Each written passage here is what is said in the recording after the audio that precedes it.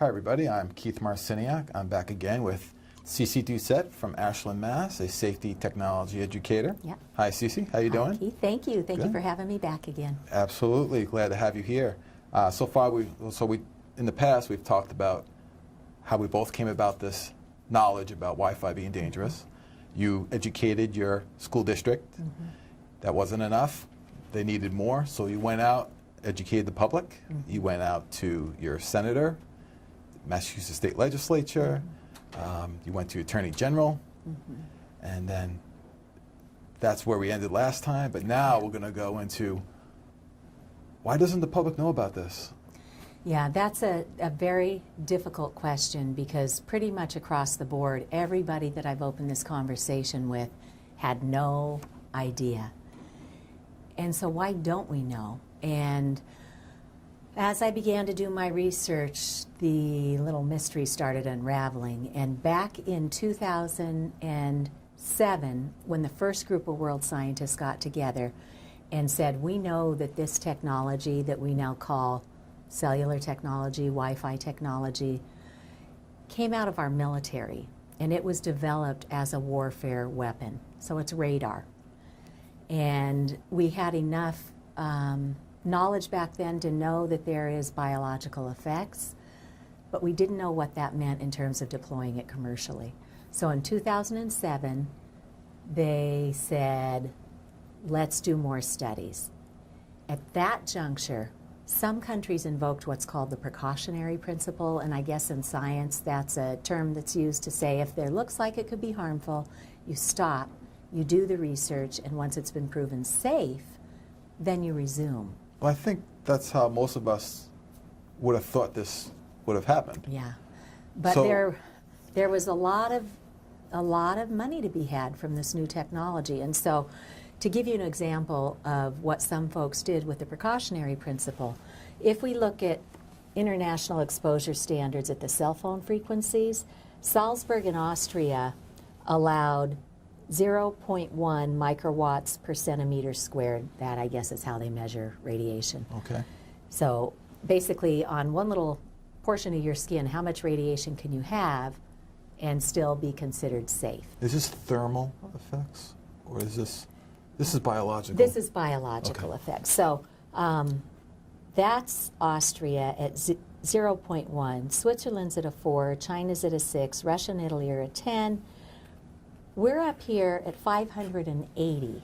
And so that group of scientists who did the research for 5 years, from 2007 to 2012, it wasn't just a couple of studies. There were 1,800 more studies done all over the world.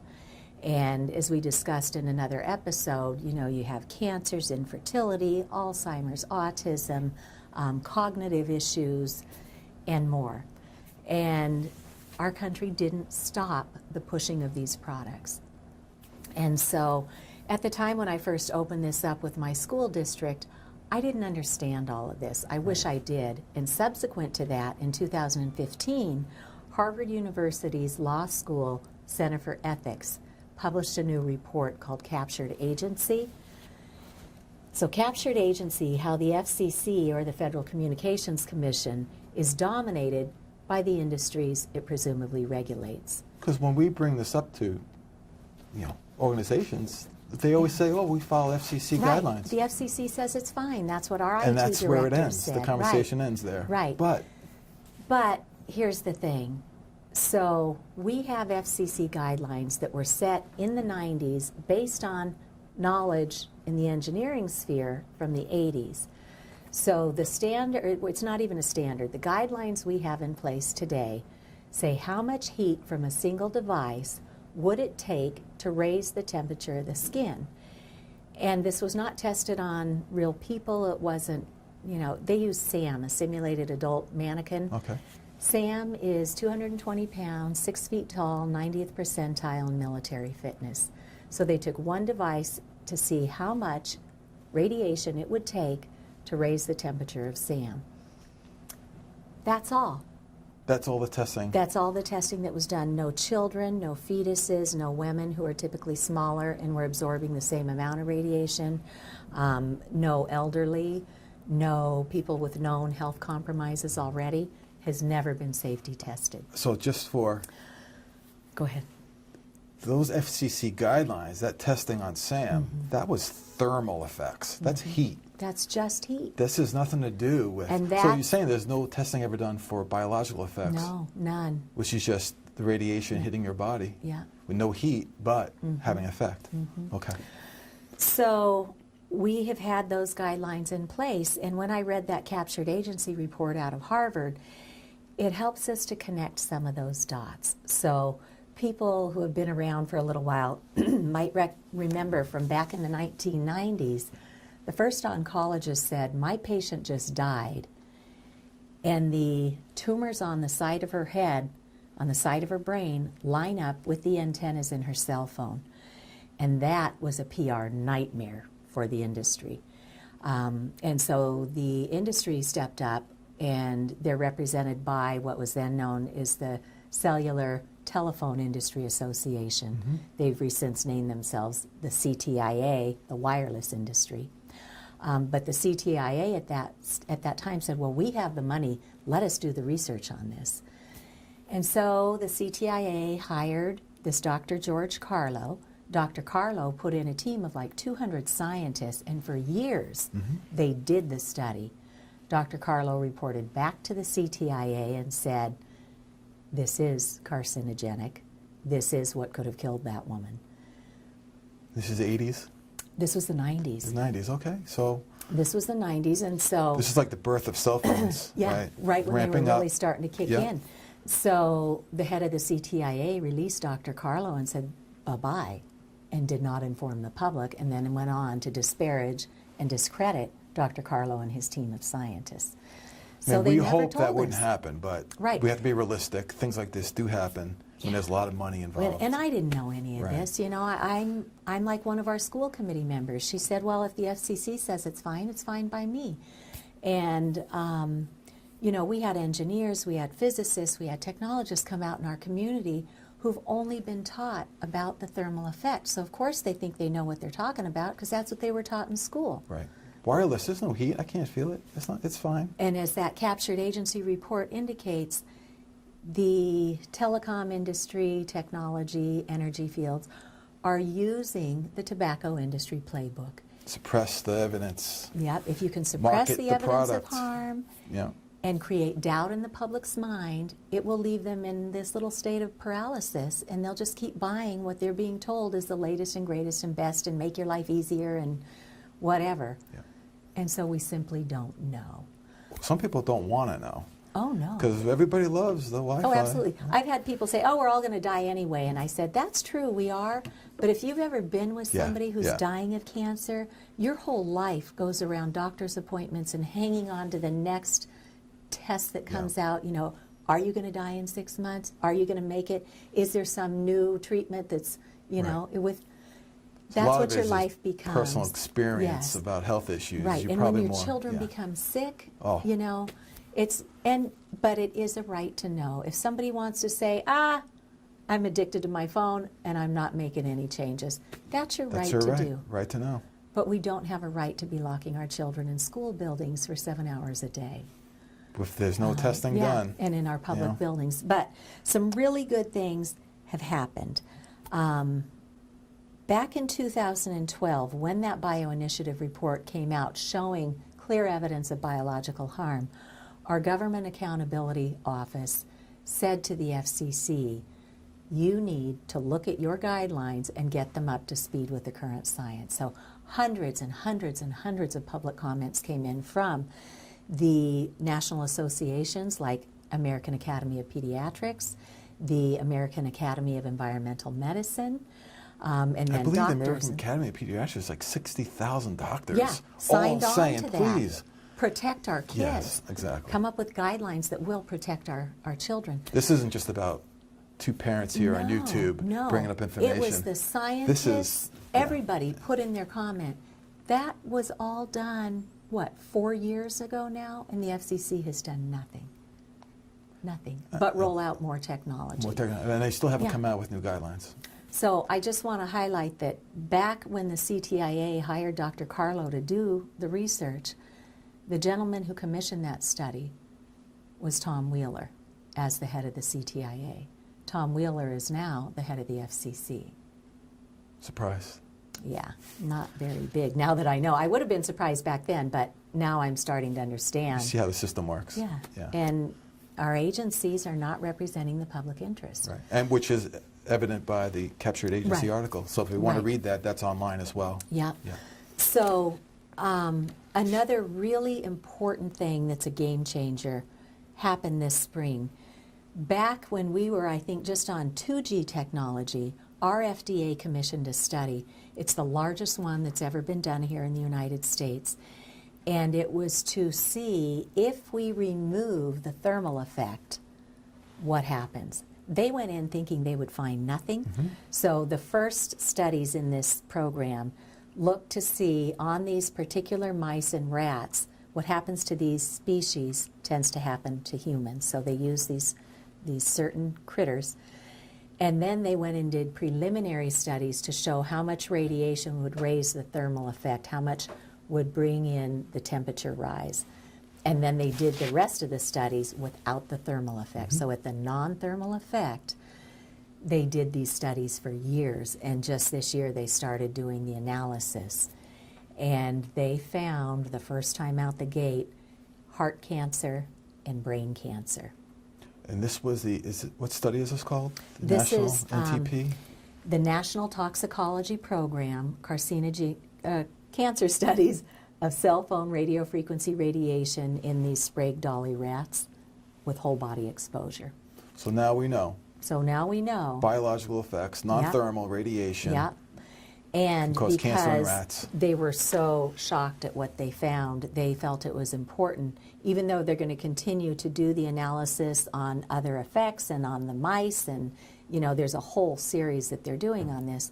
The very first one showed heart and brain cancer. So they told the FCC, they told the FDA that commissioned the study, and then they told the public.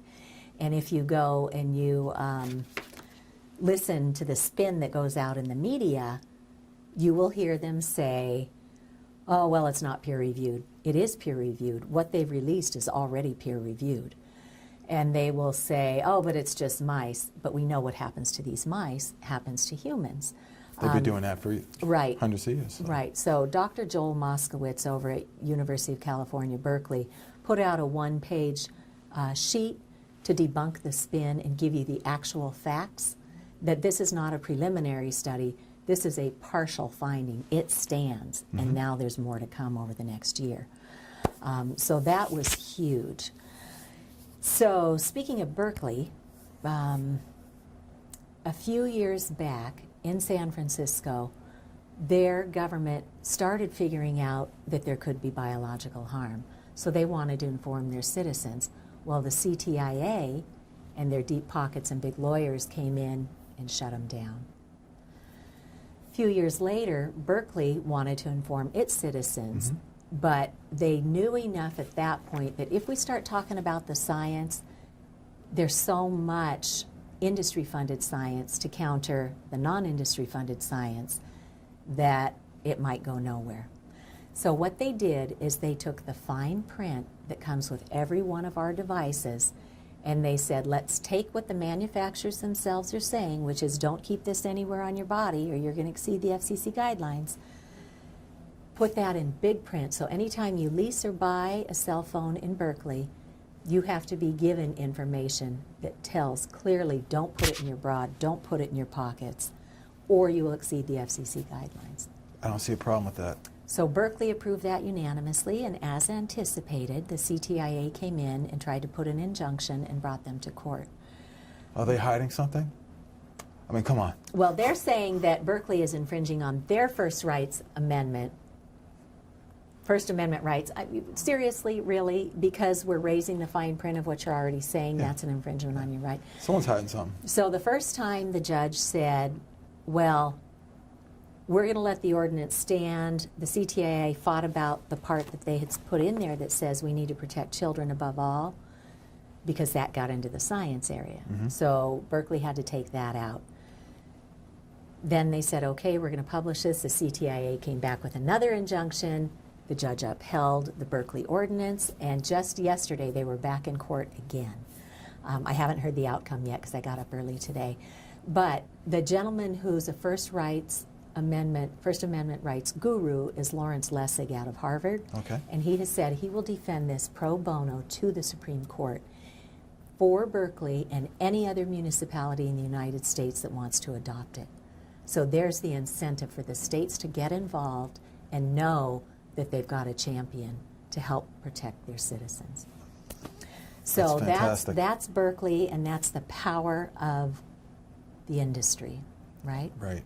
But I think there's enough voices gathering in this conversation that we're able to start doing some really important stuff here. Is there anything else you want to share? I know you have a lot here. Yeah, a couple more things. So one of the things that happens is in this tobacco industry playbook, there are scientists for hire. Oh, And one of the gentlemen who was really big in the tobacco industry is Peter Valberg out of the firm called Gradient. Well, when Worcester here in Massachusetts was being subject to the pilot for the smart grid rollout, that we talked about last time. Yeah. well, who goes and testifies before the Department of Public Utilities out there but Peter Valberg, saying this technology's safe. They don't know any better. So in comes the smart grid pilot. Right. So they're very clever. Yeah. But thankfully, people like Patricia Burke and other advocates out in Worcester are educating their municipal leaders on this. And in fact, next month, I've been asked to come in and speak to the Worcester Public Schools because they're tuning in Really? and want to protect their children. You've been asked to speak? I've been asked to speak, yeah. That is news to me. I didn't know that. Yeah, I just found out today that it's going to be in October. So Fantastic. good things are happening. Another good thing that happened recently, and that again came out this spring, is even the IEEE, which was one of the key informers to the FCC on setting their guidelines The back 1996 standards, So yeah. again, Oh, it was engineers, and not that engineering is not a great profession, because I think you're an engineer yourself,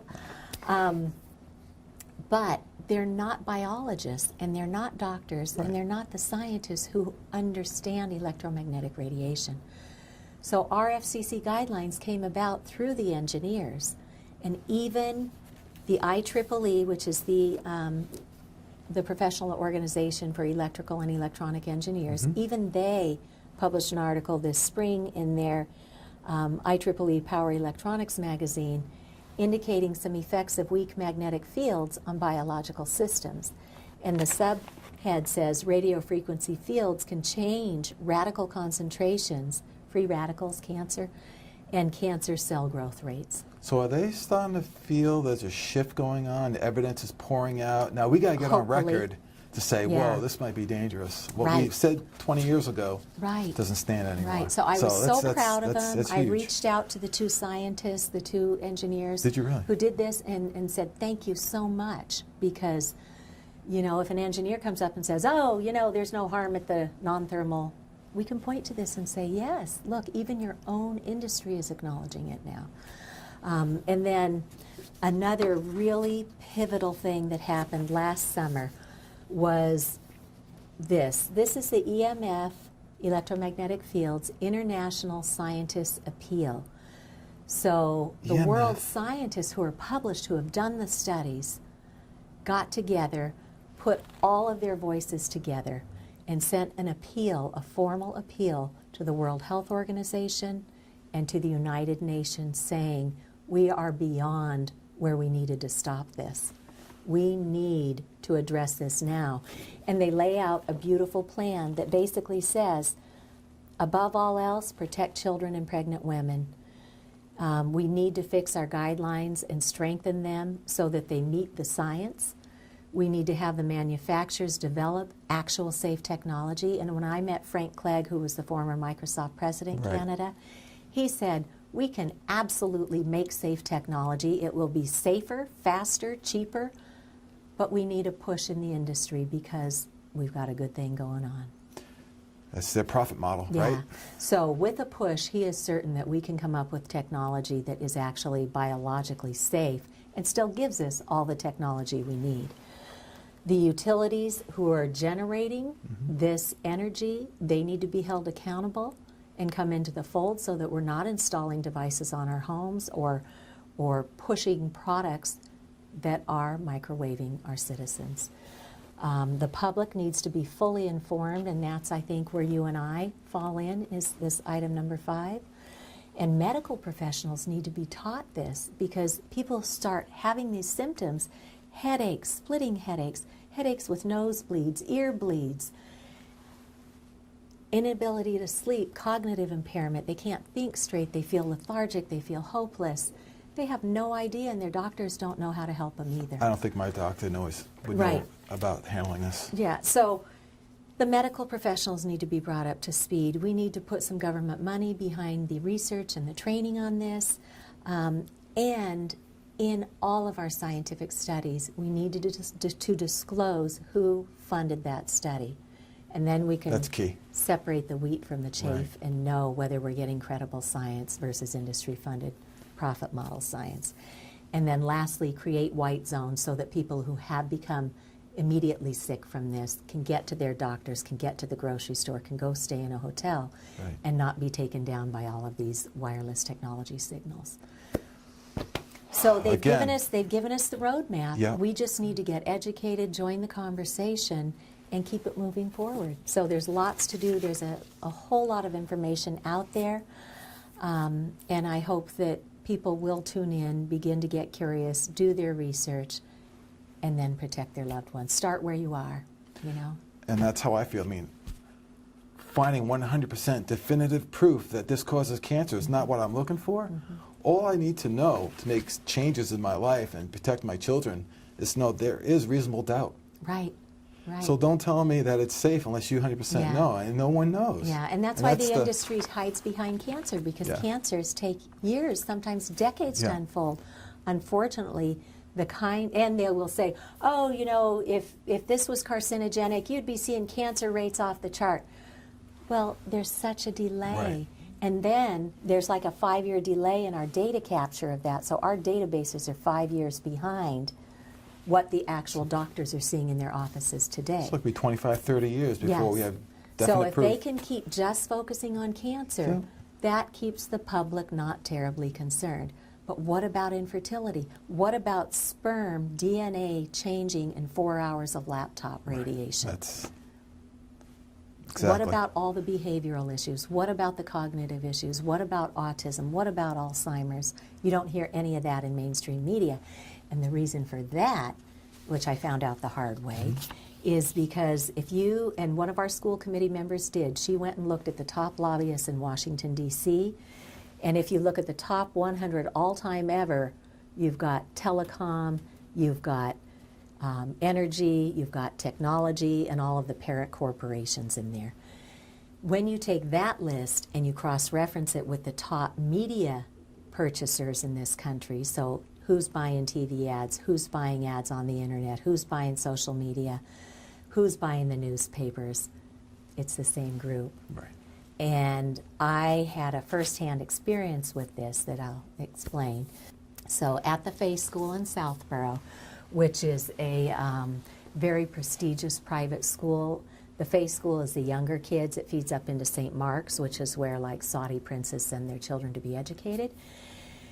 And there was a little boy at age 10 who kept winding up in the nurse's office, and you know, he had these headaches, he had nosebleeds, he had dizziness, you know, couldn't concentrate, he just didn't feel well. So mom or dad would take off from work, come pick him up, take him home, bring him to the doctor's. The doctor's tests weren't showing anything. So he would buck up and go back to school, and then they started noticing a pattern. When he wasn't in school on school vacation or summer break, he got better, and then he was fine. And within a day or two of being back in that environment at school, he started getting all these symptoms again. So, as parents will do when they've got a sick child, even if the doctor doesn't know, you keep looking, you keep researching, and they came up with this term, electrohypersensitivity, and they're looking at headaches, they're looking at nosebleeds, they're looking at dizziness, they're looking at tinnitus or the ringing in the ears, and Even like a quick heartbeat. or yeah, something? tachycardia is another one. So Matched. they're like, cool, we figured this out. They brought it to the school administrator who, We follow Ha- FCC guidelines. well, that, and That's the because classic answer. they have enough revenue there, they don't really have to address issues. They just might unenroll a family the next year because they know somebody else will take that spot like that. Yeah. So this family said, well, how about if we hardwire the 10 classrooms that our now 7th graders going to be in? You know, this has gone on for 2 years now. And they wouldn't even take their money to protect the children in the classroom. Right, So that's when, under the Americans with Disabilities Act, they recognize that every child should have access, whether it's a public school or a private school. You are an American citizen and you are a protected population. So Okay. when that broke in the news, I got a call from Fox News. No. Yeah, they must have found me through the bill or Yeah. through Ashland's best practices. And so the journalist said, can I bring a cameraman to your house? And I said, sure. You know, I'd love to educate you. So I did. For an hour, I educated them. I measured their devices. You know, and after an hour, you're kind of joking around. And I turned on the acoustimeter, and you can actually hear the noise. And, you know, the cameraman had pulled his cell phone out, and he's hearing this. I just kind of went, yeah, that's the sound of your sperm frying. And, you know, we had a good laugh. Yeah. But they said, It's not funny, but it's not funny, but this is so dire you that gotta you have laugh to a little laugh. bit, right? So they said, tonight's story is only going to be about the Fay School lawsuit, but we would love to pitch this to our network and see if we can really do investigative journalism on this. And I said, that would be such a gift. Yeah. So that night, I went online. I went to pull up the video of the little story that they did. And you have to sit through an ad. And the ad that I sat through was a Sprint ad, which is a telecommunications company. And I'm thinking, okay. So I looked at the piece, and rather than pulling up the bioinitiative report that represents thousands upon thousands of credible peer-reviewed scientific studies, what they showcased in that news piece was some draft of maybe a dozen studies from a couple of years ago that says more science still needs to be done. Well, that's just not true anymore. Right. So I looped back in with the journalist a We week know or two that. later. Our audience now our knows audience that. now knows that. So I looped into it with this young woman and said, did you have any luck pitching it? And she said, you know, I've tried twice and nobody seems to be no interest. And she said, is there anything new I can report on? And I said, well, here's what I think is happening. Your advertising revenue pays all of your salaries, and that's being paid by the same industries that make this technology. So Yeah. they're not going to bite the hand that feeds it. Right. And so that's where we have to leave it with mainstream media. Yep. And that's why doing a program with a public cable station is so great, because it's not reliant upon advertising dollars. Exactly. And now we can do this, put it out on social media, and if you want to take the time to look into it, you'll find the truth, and then you can make some very easy changes to hardwire and to limit your wireless exposures. Excellent, Cece. Well, thank you for educating the public. You've done a Yeah. tremendous job. Well, thank you. Thank you for letting us know why we don't know it's not safe. Right. And our next time we speak, we'll talk about, hey, it's not just biological effects, it's actually psychological effects as well Right. from Wi-Fi radiation. Right. Unfortunately, that's very true. But I also want to extend our gratitude out to Pepperell Media, because they're doing us a big favor here. And Absolutely. also to all the scientists and all the advocates who stepped into this playing field long before I did. It's on their backs that I'm able to get myself educated enough and start teaching people like you, who just did his own independent research, and here we are able to educate a whole community and beyond. The education that you're providing us is years and years Yes. of tracking this and following up with it. Yeah. So I commend you for that. That is Thank you. And fantastic. we'll leave you with the links. We'll include Yep. the links on this video so that everybody can get in and do their due diligence, or take a 40-minute online class that synthesizes it all and really gives you the nuts and bolts of what you can do. So, Great. Thank you very all right. much. Thank you.